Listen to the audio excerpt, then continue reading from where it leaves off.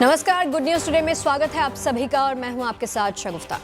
कहते हैं ना कि नो रिस्क नो गेम, यानी बिना जोखिम लिए मुनाफा नहीं होता है। ऐसा ही एक निवेश का माध्यम है क्रिप्टो करेंसी। सुना होगा आपने, जिसमें जोखिम तो बहुत ज़्यादा है, डेंजर बहुत ज़्यादा है, लेकिन मुनाफा तगड़ा हो जाता है। दुनिया के अलग अलग देशों में क्रिप्टो करेंसी को लेकर अलग अलग नियम हैं, अलग अलग प्रावधान हैं। भारत में इसको लेकर स्थिति जो है वो स्पष्ट नहीं है। इसको लेकर शीतकालीन सत्र में सरकार एक बिल लाने वाली थी, लेकिन वो बिल संसद में पेश नहीं हो सका। इधर सरकार ने आज बजट के दौरान क्रिप्टो करेंसी निवेशकों के लिए एक बड़ा ऐलान किया, एक बड़ी घोषणा की गई।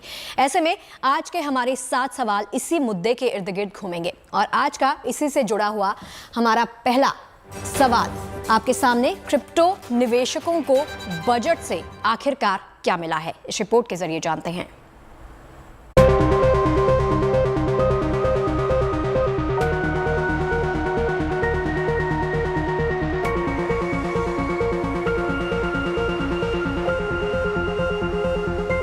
देश में तेजी से लोकप्रिय हो रहे क्रिप्टो करेंसी में निवेश करने वाले निवेशक उम्मीद लगाए बैठे थे कि इस बार के बजट में उन्हें क्रिप्टो को लेकर गुड न्यूज सुनने को मिलेगा।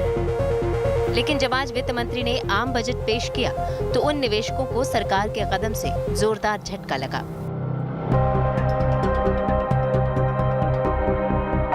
आज केंद्रीय बजट में वित्त मंत्री निर्मला सीतारमण ने वर्चुअल डिजिटल एसेट रखने वालों पर बम्पर टैक्स का ऐलान कर दिया। वित्त मंत्री ने बजट घोषणा में कहा है कि किसी भी तरह की वर्चुअल डिजिटल एसेट रखने पर अब 30% टैक्स चुकाना होगा, यानी क्रिप्टो से होने वाली आय पर 30% टैक्स लगा दिया गया है।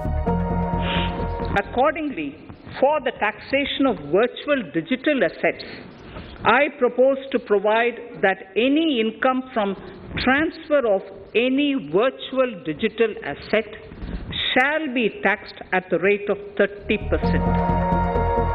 इतना ही नहीं, इन वर्चुअली डिजिटली एसेट्स को किसी अपने रिश्तेदार या अन्य दूसरे को ट्रांसफर करने पर भी निवेशकों को 1% TDS चुकाना होगा। गिफ्ट में क्रिप्टो करेंसी लेने वाले व्यक्ति से भी टैक्स वसूला जाएगा।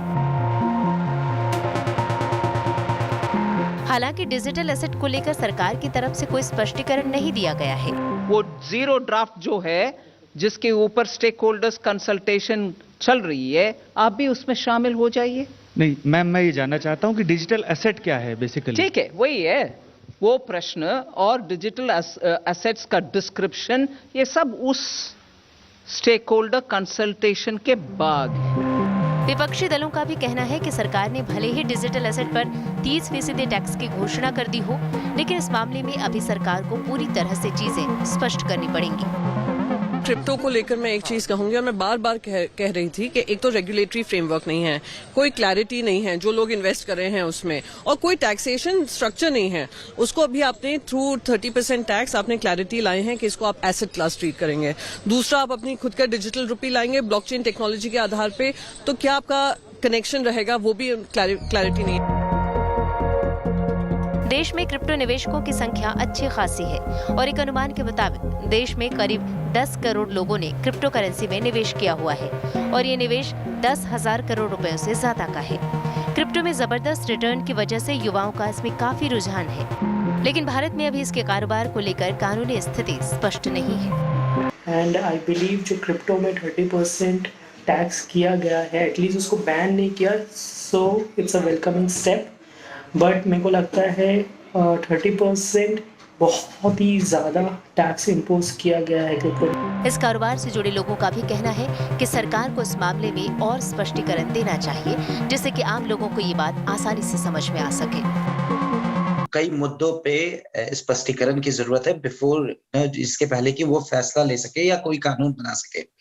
तो आई थिंक और भी एक्सपर्ट्स को बुलाया गया है जिससे कि वो समझा जाए कि क्रिप्टो करेंसी एग्जैक्टली क्या है, क्योंकि जैसे ही हमने कहा कि डिजिटल करेंसी के ऊपर 30% का टैक्स लगाया गया है, तो यहाँ डिजिटल करेंसी की क्या डेफिनेशन है? क्या डिजिटल करेंसी वो सारी क्योंकि वो सारी करेंसीज जो डिजिटली यूज हो रही हैं वो डिजिटल करेंसी है। सरकार जल्द ही क्रिप्टो से जुड़ा एक बिल संसद में पेश करने वाली है। उम्मीद है कि उसके बाद क्रिप्टो निवेश से जुड़े तथ्यों के बारे में खुलासा हो सकेगा। Bureau report, good news today. तो देखिए, क्रिप्टो करेंसी को लेकर ना बहुत सारे कन्फ्यूजन्स हैं, उसको समझने की ज़रूरत है। वहीं वित्त मंत्री ने आज बजट भाषण के दौरान डिजिटल एसेट पर 30% टैक्स की घोषणा कर दी। इतना ही नहीं, वर्चुअल डिजिटल एसेट को किसी रिश्तेदार या संबंधी को सौंपने पर सरकार को आपको टैक्स चुकाना होगा। ऐसे में आज का हमारा दूसरा और अहम सवाल इसी से जुड़ा हुआ है कि डिजिटल एसेट पर टैक्स का आखिरकार मतलब क्या है। और इस पूरे मामले को समझाने के लिए हमारे साथ दो अहम मेहमान जुड़ गए हैं। आपको बता दें, विक्रम सुब्बुराज को फाउंडर एंड CEO ऑफ जियोटस जुड़ेंगे मेरे साथ, और कुमार गौरव हैं CEO कैशा के। कुमार गौरव जी, आपका रुख करना चाहूँगी, स्वागत है GNT पर आपका। सबसे पहले तो मुझे आसान शब्दों में आपसे यही समझना है कि डिजिटल एसेट पर टैक्स 30% का टैक्स देने का मतलब क्या है। शगुफ्ता, जहां तक मैंने ये पढ़ा और ये समझ में आया कि ये 30% डिजिटल एसेट पे टैक्स की बात नहीं हो रही है, 30% उन गेन्स पे बात हो रही है जो डिजिटल एसेट के थ्रू होगा। अच्छा।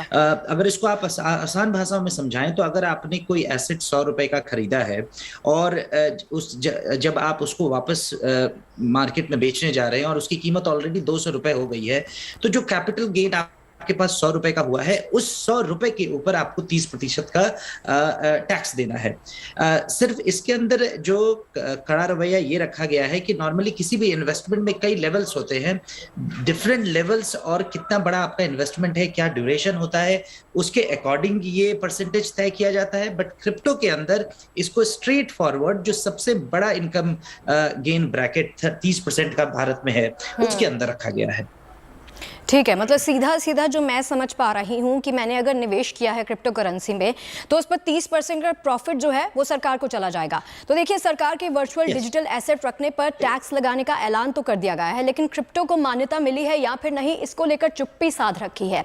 ऐसे में आज का हमारा तीसरा और अहम सवाल, क्या क्रिप्टो करेंसी को मान्यता मिलने के तमाम जो रास्ते हैं वो क्या खुल गए हैं।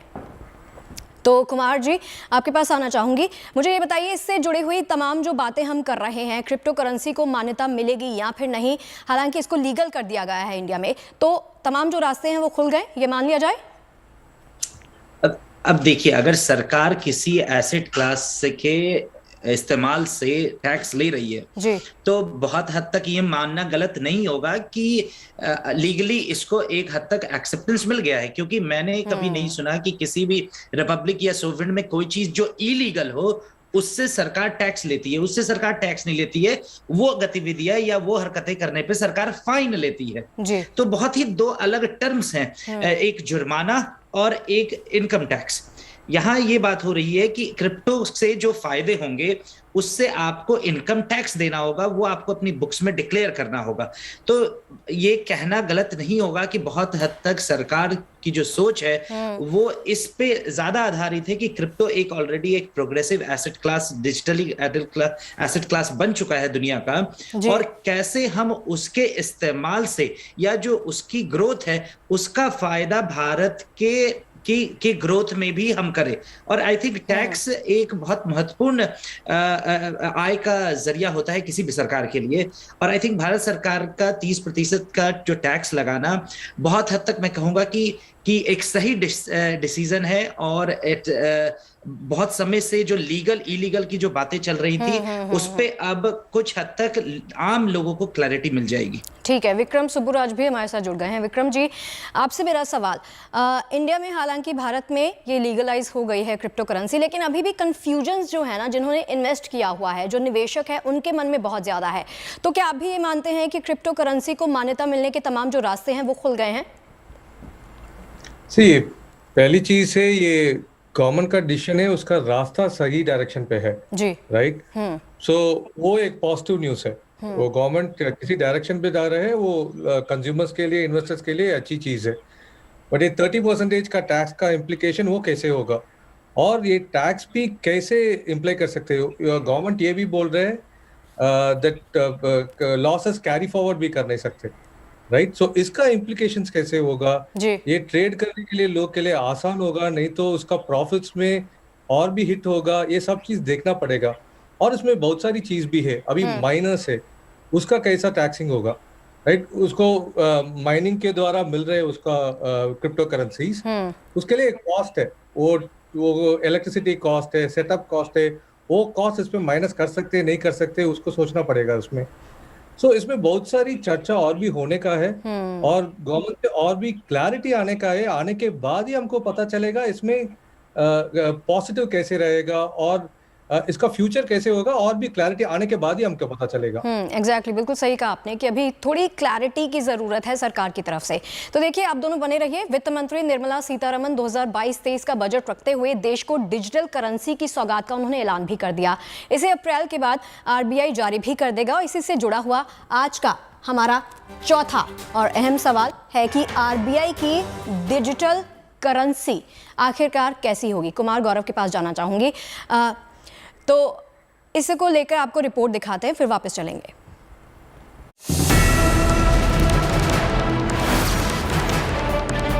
क्रिप्टो करेंसी के जरिए अकूत दौलत जुटाने का ख्वाब देखने वालों को एक तरफ जहां झटका लगा है, तो वहीं दूसरी तरफ 2022-23 का बजट पेश करते हुए वित्त मंत्री निर्मला सीतारमण ने एक और ऐलान किया है जो डिजिटल करेंसी से जुड़ा है। हालांकि ये डिजिटल करेंसी पूरी तरह से सरकार के नियंत्रण वाली होगी। सरकार के नियंत्रण वाली इस करेंसी को रिजर्व बैंक ऑफ इंडिया जारी करेगा, जो कि एक तरह का डिजिटल रूपी होगा। इस मामले में वित्त मंत्री ने कहा है कि यह डिजिटल रूपी इस वित्त वर्ष की शुरुआत में ही लॉन्च कर दिया जाएगा। Introduction of a central bank digital currency will give a big boost to digital economy. Digital currency will also lead to a more efficient and cheaper currency management system. It is therefore proposed to introduce digital rupee using blockchain and other technologies to be issued by the Reserve Bank of India starting 2022 and 23. Further, in order to capture the transaction वित्त मंत्री ने घोषणा तो कर दी, लेकिन इसी के साथ कई सवाल आपके मन में भी चल रहे होंगे। डिजिटल रूपी को ब्लॉकचेन टेक्नोलॉजी और अन्य टेक्नोलॉजी के इस्तेमाल के जरिए पेश किया जाएगा। ये डिजिटल इकोनॉमी को बिग बूस्ट देगा, करेंसी मैनेजमेंट को ज्यादा एफिशिएंट और कम लागत वाला बनाएगा। सरकार जिस डिजिटल करेंसी की बात कर रही है, आखिर वो क्या होगा, कैसे काम करेगा और इसका फायदा क्या है? किसी केंद्रीय बैंक की डिजिटल करेंसी को सेंट्रल बैंक डिजिटल करेंसी कहा जाता है। सरकार की मान्यता के बाद देश का केंद्रीय बैंक इसे जारी करता है। डिजिटल करेंसी उस देश की केंद्रीय बैंक की बैलेंस शीट में भी शामिल होती है। डिजिटल करेंसी दो तरह की होती है, रिटेल और होलसेल। रिटेल डिजिटल करेंसी का इस्तेमाल आम लोग और कंपनियां करती हैं। होलसेल डिजिटल करेंसी का इस्तेमाल वित्तीय संस्थाएं करती हैं। आसान भाषा में तो कुमार गौरव के पास मैं जाना चाहूँगी। कुमार, मुझे ये बताइए कि इस सिस्टम को लीगलाइज तो कर दिया गया है, लेकिन इसको लेकर जो कन्फ्यूजन्स हैं उनको दूर सरकार को जल्द से जल्द करना होगा। जिन्होंने निवेश किया हुआ है उनके लिए 30% का मतलब है कि सीधा सीधा उनका प्रॉफिट जो है वो कट रहा है। तो ऐसे में सरकार को, आपको लगता है कि आगे आकर इस चीज़ को साफ करना चाहिए उनके लिए सबसे पहले? अरे बिल्कुल, अभी क्योंकि जो स्टेटमेंट है वो उसके साथ बहुत सारी चीज़ें सरकार को क्लियर करनी पड़ेंगी, क्योंकि बहुत ये इतना आसान नहीं होता। कहीं किसी भी नए, स्पेशली क्रिप्टो जो कि ऑलरेडी एक कॉम्प्लिकेटेड एसेट क्लास है, जहां अभी सरकारी एजेंसीज को भी अभी बहुत सारी जानकारी चाहिए, और अभी हमें ये भी समझना होगा कि अभी तक हमने क्रिप्टो को रेगुलेट नहीं किया है, और जब तक हम किसी चीज़ को रेगुलेट नहीं करेंगे, हमारे पास जो डेटा है वो बहुत ही अनऑफिशियल और अनऑर्गेनाइज्ड वे में होता है, और तो जब तक हम कंप्लीट रेगुलेशन नहीं लेके आते हैं तब तक कंप्लीट इसके ऊपर जो डेटा है वो हमारे पास नहीं है। तो मुझे लगता है कि बहुत सारे डिफरेंट अभी सफाई की जरूरत पड़ने वाली है यहाँ पे, और मुझे लगता है कि वित्त मंत्री ने ये ऐलान किया है तो जाहिर सी बात है कि जो एजेंसियां हैं उन्होंने उनके ऊपर काम कर रखा होगा, बस अब वो डिटेल शायद जनता के सामने, जनता के पास आने की देर है।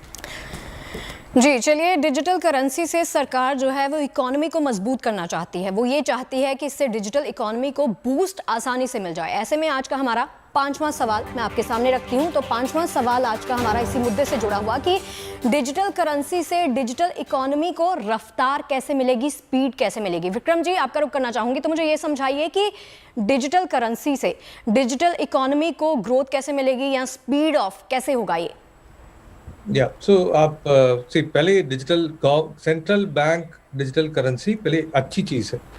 ये क्यों एडवांटेजेस होगा वो बता देता हूँ। ये डिजिटल करेंसी आप IMPS नहीं तो RTGS नहीं तो UPI जैसा ऐसे चीज के लिए यूज होगा। अभी आप देख लीजिए UPI आने के बाद ट्रांजैक्शंस कितना बढ़ गया अभी, और ईज ऑफ ट्रांजैक्शंस कितना इजी हो गया। इसको नेक्स्ट स्टेज लेकर आने के लिए CBDC ये डिजिटल करेंसी बहुत हेल्प करेगा। ये कैसे हेल्प करेगा? आप अभी UPI ट्रांजैक्शंस ले लीजिए। अभी UPI ट्रांजैक्शंस पे आप भी ये कभी कभी फेस करेगा तो वो फेल्ड ट्रांजैक्शन आते हैं, नहीं तो ट्रांजैक्शन स्टक हो जाते हैं। ये ब्लॉकचेन टेक्नोलॉजी में ये ट्रांजैक्शन सब कुछ आ गया तो ये इश्यूज नहीं आएगा। और एक और चीज है, अभी आप देखेगा तो UPI में स्मॉल अमाउंट ही आप ट्रांसफर कर सकते हैं, एट द मैक्सिमम 1 लाख तक। अभी ये ब्लॉकचेन पे आ गया तो आप बड़े अमाउंट भी रियल टाइम पे जल्दी ट्रांसफर कर सकते हैं, जैसा RTGS जी, चलिए डिजिटल करेंसी और क्रिप्टो करेंसी में जो डिफरेंस है वो भी साफ है, आपको तस्वीरों के जरिए और ग्राफिक्स के जरिए हम समझा रहे हैं। देखिए, क्रिप्टो करेंसी को लेकर ना सरकार शीतकालीन सत्र के दौरान ही इस संबंध में एक बिल लाने की तैयारी में थी, लेकिन उस समय ये बिल संसद में पेश नहीं हो सका था। ऐसे में आज का हमारा छठा और अहम सवाल ये है कि क्या क्रिप्टो निवेशकों के लिए कानून आएगा? इस रिपोर्ट के जरिए जानते हैं।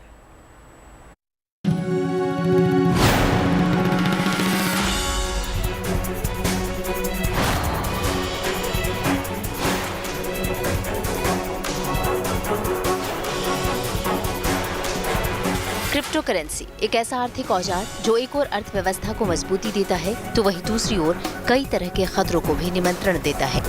ऐसे में काफी सोच विचार के बाद सरकार ने इस डिजिटल करेंसी पर पूरी तरह प्रतिबंध लगाने की बजाय इसे रेगुलेट करने का निर्णय लिया। और जैसी कि उम्मीद जताई जा रही थी, नए इन्वेस्टमेंट माध्यम के तौर पर पॉपुलर हो रही क्रिप्टो करेंसी को लेकर इस बार के बजट में कई अहम ऐलान भी किए। लेकिन ये सवाल अब भी बना हुआ है कि क्या सरकार इस पर कोई कानून भी लेकर आएगी, क्योंकि पिछले शीतकालीन सत्र में क्रिप्टो करेंसी पर कानून लाने की पूरी तैयारी थी। दरअसल भारत में क्रिप्टो करेंसी में निवेश करने वाले तेजी से बढ़ रहे हैं। एक अनुमान के मुताबिक भारत में क्रिप्टो में निवेश 45,000 करोड़ रुपए से अधिक का है। 1.5 से 2 करोड़ लोगों ने क्रिप्टो करेंसी में निवेश कर रखा है। अनुमान है कि 2032 तक इस डिजिटल एसेट का हमारी इकोनॉमी में 1 लाख करोड़ डॉलर से ज्यादा का योगदान हो सकता है।